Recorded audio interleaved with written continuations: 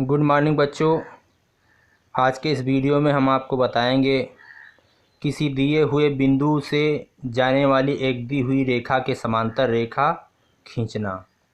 जैसे एक रेखा दे दी गई होगी और उसके बाहर कोई बिंदु दे दिया गया होगा, यहाँ दे दिया गया हो या यहाँ दे दिया गया हो या इधर दे दिया गया हो, तो आप इस रेखा के समांतर इस दिए गए बिंदु से जाने वाली समांतर रेखा की रचना कैसे करेंगे।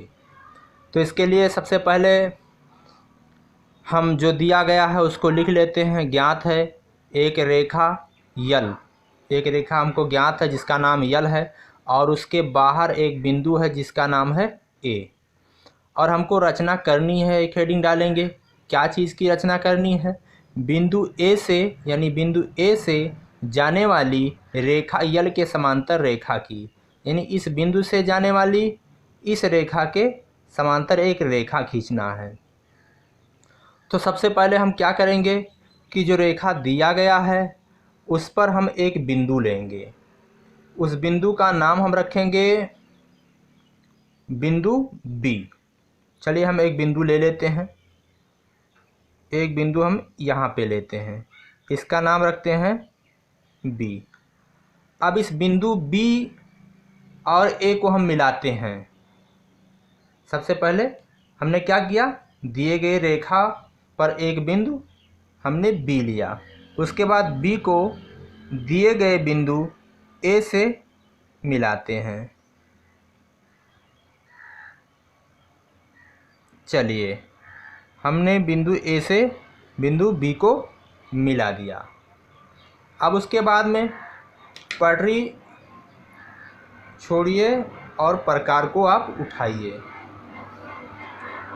प्रकार को जब उठाएंगे उसके बाद में हम बिंदु बी को हम केंद्र मानेंगे और कोई एक उचित दूरी की त्रिज्या लेंगे।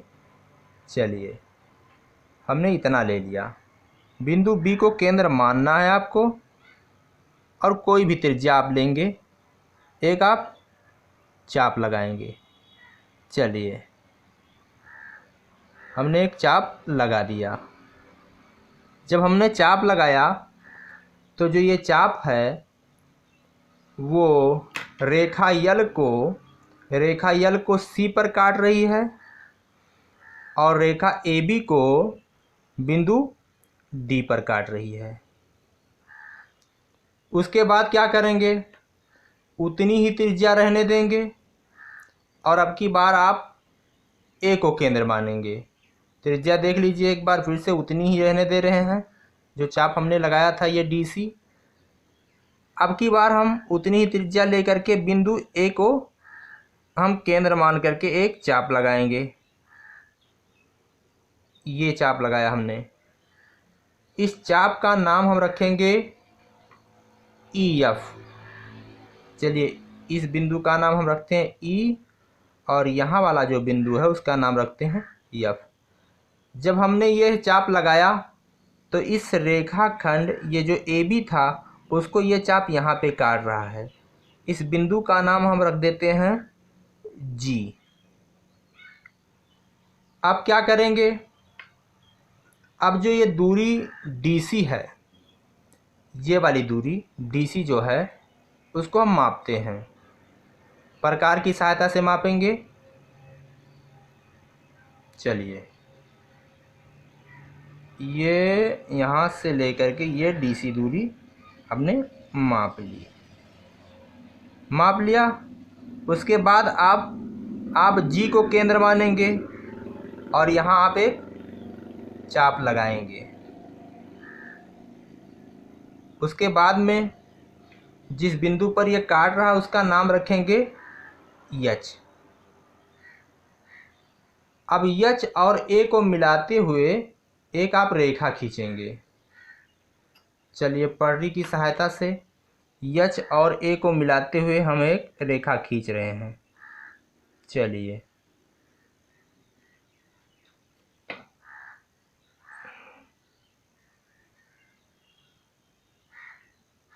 हमने एच और ए को मिलाते हुए एक रेखा खींच दिया। इसका नाम हम रखते हैं रेखा में दोनों तरफ आरो के निशान होते हैं। तो ये जो रेखा है इसका नाम हम रखते हैं यम। तो ये जो यम रेखा है वो यल रेखा के समांतर है और इस रेखा के बाहर जो बिंदु दिया गया था उसी बिंदु से होकर ये गुजर रहा है। देखिए दोस्तों, यहाँ ये सारे जो प्रक्रियाएं की गई हैं क्यों किया गया है। देखिए ये कोण जो दिखाई दे रहा है आपको, ये वाला कोण, ये कोण और यह वाला कोण, ये दोनों एकांतर कोण हैं। तो हमने इस कोण के बराबर यहाँ एक कोण की रचना की और जब एकांतर कोण अगर बराबर हों तो रेखाएं समांतर होती हैं। यानी समांतर रेखाओं को अगर कोई तिर्यक रेखा काट रही है तो उनका जो एकांतर कोण होगा वो बराबर होगा। इसका उल्टा, जब एकांतर कोण बराबर हैं तो ये रेखाएं समांतर होंगी। तो इसी वजह से हमने एकांतर कोण की रचना की है और ये रेखा यम और यल एक दूसरे के समांतर हैं जो बिंदु ए से होकर के जाती हैं। अब अगला काम क्या करेंगे, अब आप लिखेंगे रचना विधि कि कैसे आपने इसकी रचना की है। रचना विधि में हम सबसे पहले रेखा यल पर एक बिंदु बी लेते हैं, इस पर एक बिंदु बी लेते हैं, बी को ए से मिलाते हैं, बी को ए से मिलाते हैं, बिंदु बी को केंद्र मानकर, बिंदु बी को केंद्र मानकर कोई त्रिज्या का चाप लगाते हैं, कोई त्रिज्या का हम एक चाप लगाते हैं। जो रेखा यल को बिंदु सी पर, इस रेखा यल को सी पर तथा ए बी को बिंदु, इस रेखा ए बी को बिंदु डी पर काटता है। अब उसी त्रिज्या को बदलना नहीं, उसी त्रिज्या को आप लेंगे और ए को केंद्र मानकर, ए को केंद्र मानकर एक चाप ई एफ लगाते हैं, ये वाला एक चाप लगाते हैं। जो ए बी को बिंदु जी पर काटता है, ए बी को, इस ए बी, ये वाली, इसको बिंदु जी पर काटता है। डी सी के बराबर चाप लेकर, इस डी सी के बराबर दूरी लेकर के जी को केंद्र मानकर, जी को केंद्र मानकर एक चाप लगाते हैं, एक चाप लगाते हैं। जो ई एफ को, यानी पहले वाली चाप को यहाँ पे एच पे काट रहा है।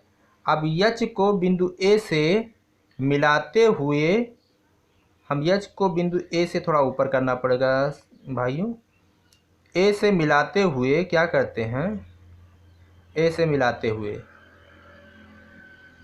इसको मिलाते हुए एक हम रेखा यम खींचते हैं। तो जो रेखा यम है वो इस रेखा यल के समांतर है और बिंदु ए से जा रहा है। हमको यही करना था कि एक रेखा यल दिया था, उसके बाहर एक बिंदु ए था, इस रेखा यल के समांतर एक रेखा हमको रचना करनी थी। तो हमने इस तरह से रचना कर दी। तो दोस्तों, हमारा ये वीडियो आपको कैसा लगा, आप इसे लाइक करिए और हमारे चैनल को सब्सक्राइब करिए। दोस्तों, इस वीडियो को पॉज करके आप इस रचना विधि को नोट भी कर सकते हैं। इसी के साथ हम कहते हैं जय हिंद, जय भारत।